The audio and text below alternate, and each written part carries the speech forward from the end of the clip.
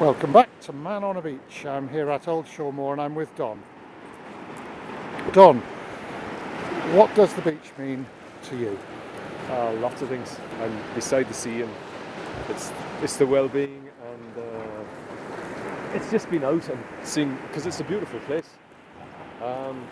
But I do this as well because our beaches are getting really destroyed with litter, and it's not just the visual impact. There's a whole lot of other implications with it, and it's really relevant now. And it's really important. So I'm kind of happy to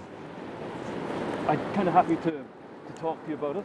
Yeah, so this is beach combing, isn't it? But collecting specifically debris. Well, yeah, it's beach cleaning rather than beach combing. Okay. Sometimes you get interesting stuff, and I like to be here for the wildlife.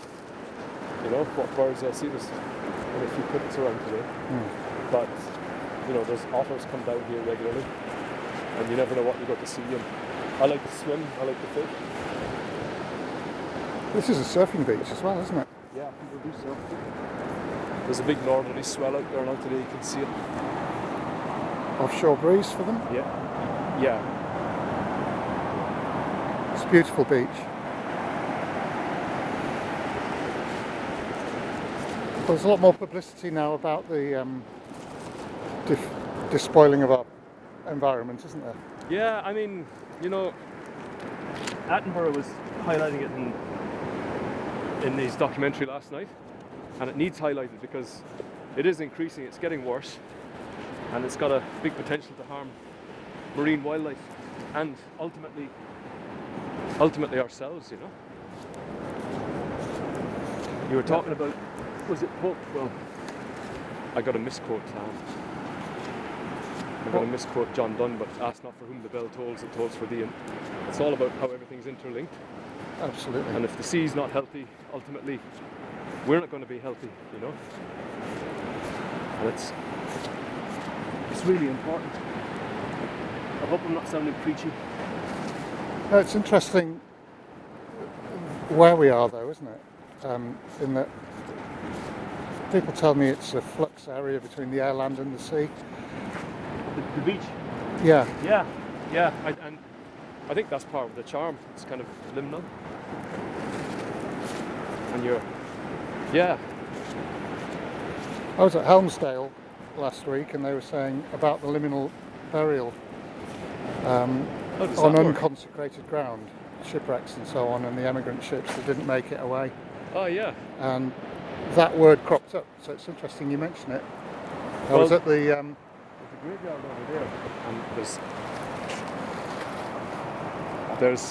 supposed to be there's a local family buried, but there's also a story, and there was a French ship with I think it was cargo of bricks, and all hands were lost, and they're supposed to be buried there, but I don't know about that for sure, but that would fit in with the whole liminal burial thing, because if they thought you were a Catholic in a Protestant Catholic area, you might have been buried in unconsecrated ground. This was her point. This was the Time Span Museum, which is very interesting at Helmsdale. Where there was a lot of herring fishing way back, and subject to the clearances, of course. The other thing is they would bury unbaptized children outside a consecrated ground as well, which is pretty awful, I guess. Can we have a look at your bag and just see how much you managed to collect in a very short time?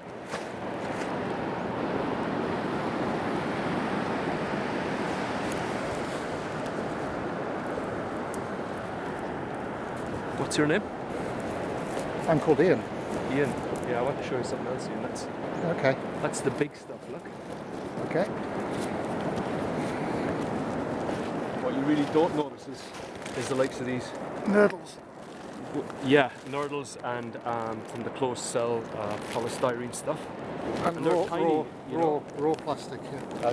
Yeah, the raw plastic, yeah. You know the way you... Yeah, but there's always interesting stuff to find, you know. Last year we had Velella. They're a by-the-wind sailor. They're a type of marine organism that it passively floats and it gets blown in by the wind. Yeah. And it likes slightly warmer water, but you do get them here when you get prolonged southwest wind or southerly wind. But last year we had them at Christmas time. Many Portuguese men of war on Cornish beaches Oh yeah. recently. You'll have gathered from my accent I'm not from here.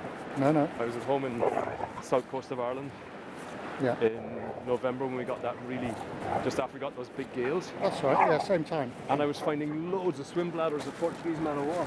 Yeah. And that's something I never saw when I was a kid, you know? Yeah. I got some Valella too.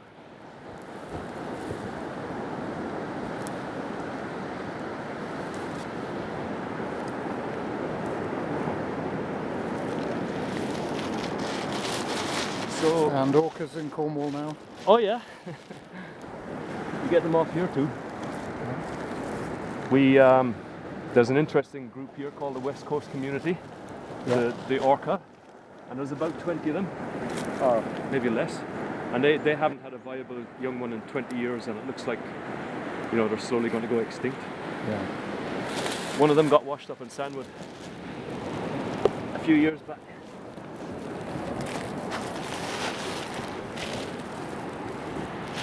Is it for a thesis? It's a project really. I've just been doing it forever really. I don't suppose I'll ever stop. In 2011 I started.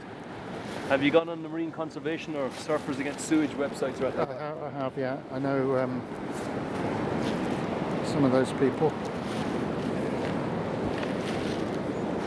Chris Hines Don't set know. it up, yeah. Know anybody?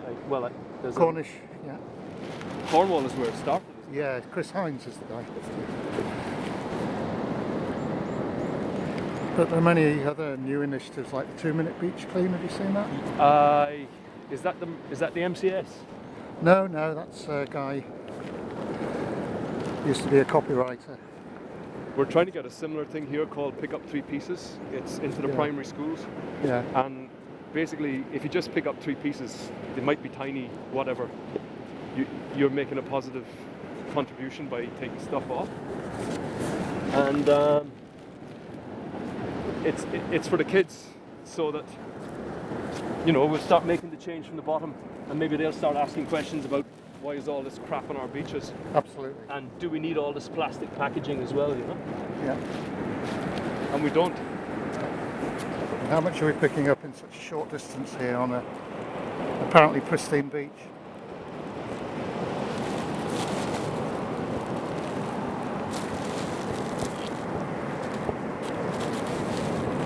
Be here for ages. That's all right. But you can actually make a difference.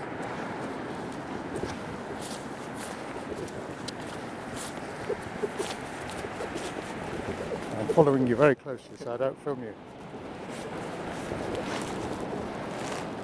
I'm going to swing round to the sea, Don. Let's have a look out there and just finish it off. So how would you sum it up then, your relationship with the beach and the sea and this liminal area? I wouldn't like to live away from the sea. I've always been beside it and worked on it or near it. I love it. That's great. Thanks for joining in, and best wishes for Man on a Beach.